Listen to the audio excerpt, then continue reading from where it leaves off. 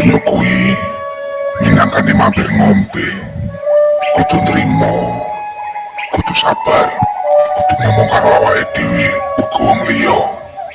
Sifat atigang, atigung, atiguna ora bakal menanti lakon. Ojo dumeh dadi wong bisa, ojo dumeh dadi wong sugih, ojo dumeh dadi wong kanggo. Kabeh kuwi mung pacobaning urip.